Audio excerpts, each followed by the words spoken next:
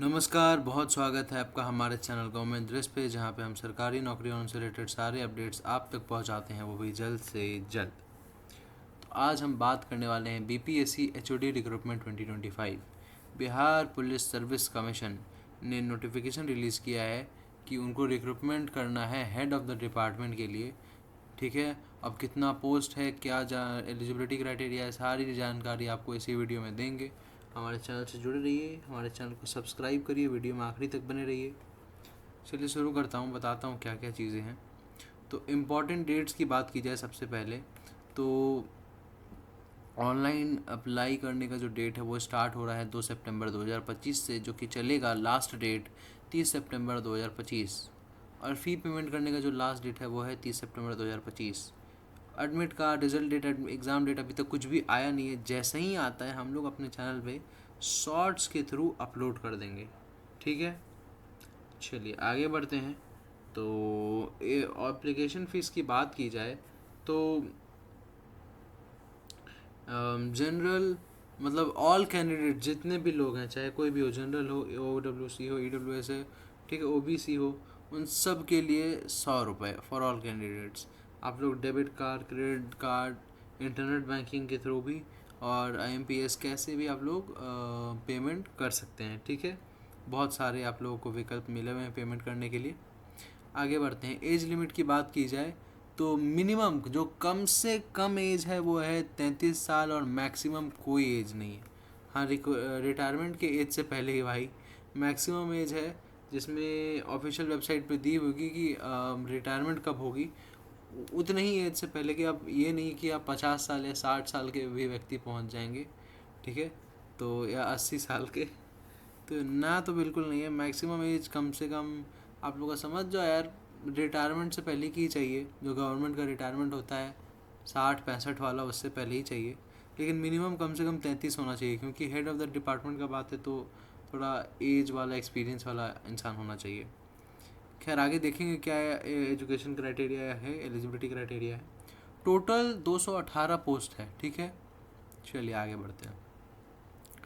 BPSC HOD recruitment vacancy details की बात की जाए तो मैकेनिकल इंजीनियरिंग में 33 पोस्ट है, कंप्यूटर साइंस एंड इंजीनियरिंग में 43, इलेक्ट्रिकल इंजीनियरिंग में 42, सिविल इंजीनियरिंग में 45, इलेक्ट्रॉनिक्स इंजीनियरिंग में 39, टेक्सटाइल इंजीनियरिंग में 3, फायर टेक्नोलॉजी एंड सेफ्टी में 2, ऑटोमोबाइल इंजीनियरिंग में 2, प्रिंटिंग टेक्नोलॉजी में 2, माइनिंग इंजीनियरिंग में 1, फैशन एंड क्लोथिंग टेक्नोलॉजी में 1, केमिकल इंजीनियरिंग में 1, सेरामिक्स इंजीनियरिंग में 1, सिविल रूरल इंजीनियरिंग में 1, फूड प्रोसेसिंग एंड प्रिजर्वेशन में 1, एग्रीकल्चर इंजीनियरिंग में 1 और library and information social engineering में 1।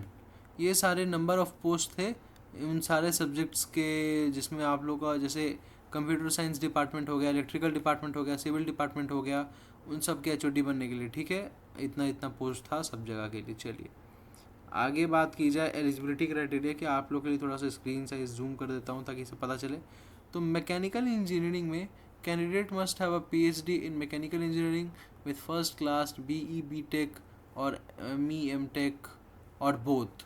ठीक है, bachelors and masters degree in mechanical engineering they should have at least 12 years of experience in teaching research industry. जैसा कि मैंने कहा था कि आप लोगों को एक्सपीरियंस चाहिए होगा, including 2 years as a lecturer. ठीक है, experience gain during PhD will also be considered. आगे बढ़ते हैं।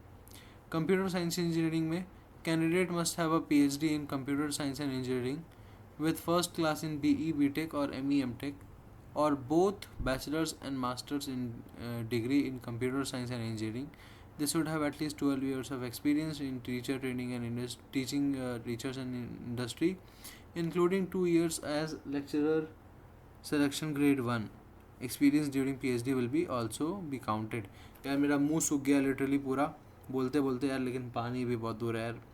कोई नहीं, आपका ये वीडियो बना के मैं पानी पीऊँगा। ठीक है, चलिए आगे बढ़ते हैं। इलेक्ट्रिकल में भी वही है यार, candidate must have PhD in electrical engineering with first class in BE BTech ME MTech और बोथ बैचलर्स। इसमें देखिए, इसमें एक चीज़ अलग है, इसमें आप लोग को 15 साल का एक्सपीरियंस चाहिए इलेक्ट्रिकल इंजीनियरिंग में। ठीक है, और 3 साल का एक्सपीरियंस चाहिए टीचिंग इंडस्ट्री रिसर्च इंडस्ट्री में। सॉरी, 3 ईयर्स एज लेक्चरर चाहिए आप लोग को। इसमें देखिए आप लोग को 2 ईयर्स चाहिए था, ऊपर वाले में 2 ईयर्स और 12 ईयर्स का एक्सपीरियंस, तो इसमें इलेक्ट्रिकल में थोड़ा सा अलग है। सिविल में बात की जाए तो सिविल में भी सब कुछ सेम है, बस सब कुछ डिग्री इन सिविल इंजीनियरिंग हो जाएगा, और बाकी एक्सपीरियंस तो सेम ही है, 15 ईयर्स ऊपर वाले की तरह, और टीचिंग लेक्चरर में 3 साल का।